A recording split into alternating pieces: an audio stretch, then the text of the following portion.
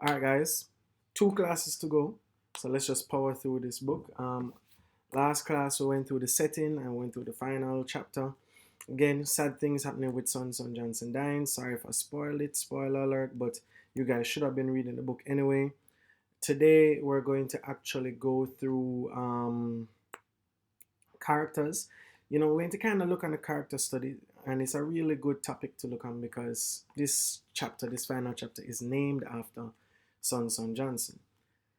I want that when we're looking at this novel, we look on the growth of each characters, and we can say decline as well.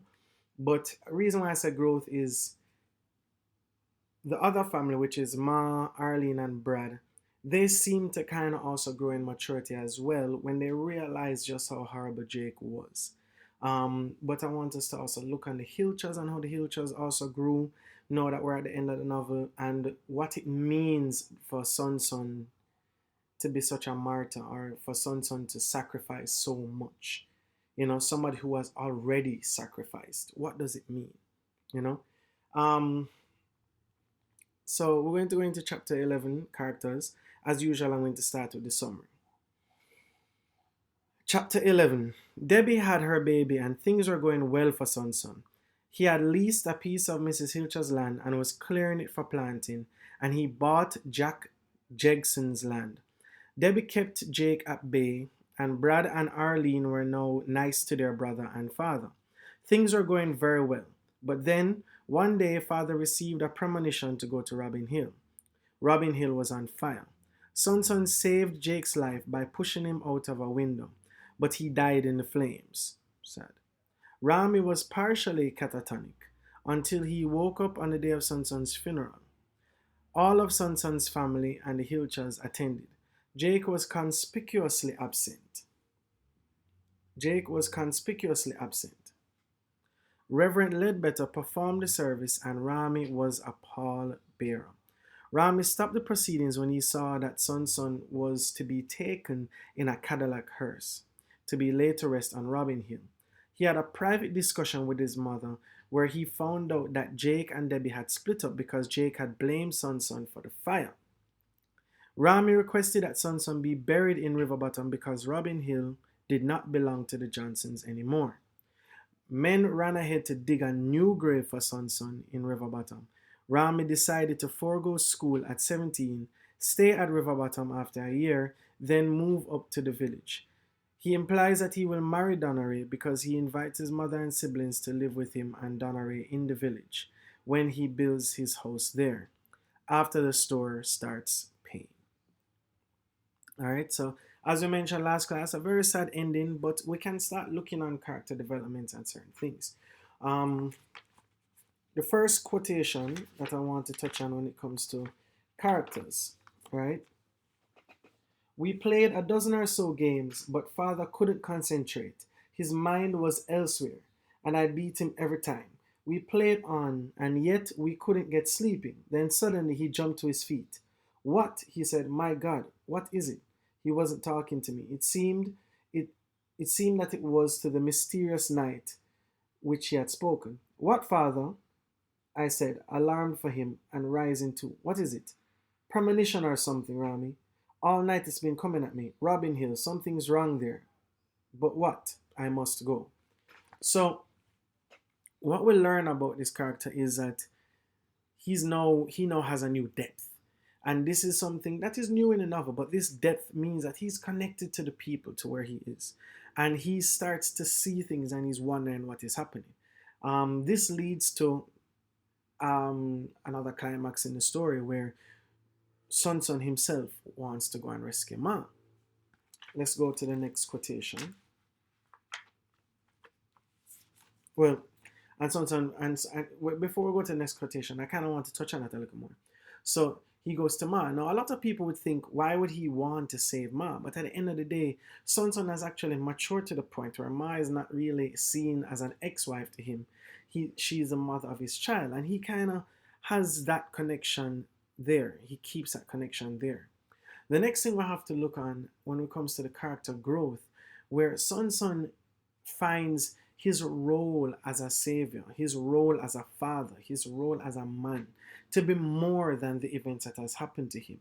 And that's one of the reasons that he eventually saves even Jake, because as a man, as a human, he finds that he's not going to leave Jake to die. I'm sure that when he saved Jake, he thought he could save himself as well, but unfortunately, that wasn't the case.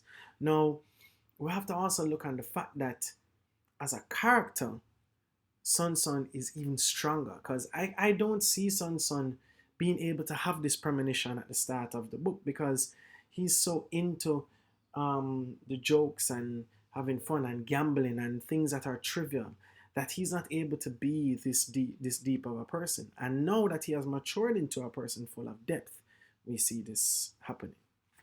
We see the premonition happening. Next quotation. Donna Ray was dressed in black, and so was her mother, who was pacing the veranda and crying. Although I hadn't eaten since Friday, I was far from being weak. I dressed, but my sorrow was more than I was capable of showing. It was twofold and very deep. At this time, I had to I had to fail father. His funeral, and I didn't even know until now. I could have missed it. His funeral, and I hadn't prepared it. At this last supreme moment, I had failed him. So what is happening now? Because the sorrow and the trauma had hit Rami so hard, he wasn't very conscious of things until the actual funeral day. So he feels like he failed father. We'll also get a little touch into how much this means to Donna Ray and Betty, because of how much they're pacing, how emotional they are. You know what I mean? We see that this means a lot, or meant a lot. Now, the next thing that we want to look on is how much this means to Rami, because Rami is a very calculated person. He wants to be a part of this. He wants to plan this. So the fact that he didn't even have a touch in planning it hurts him a little. It means a lot to him. So this is what he means when he says that he failed his father.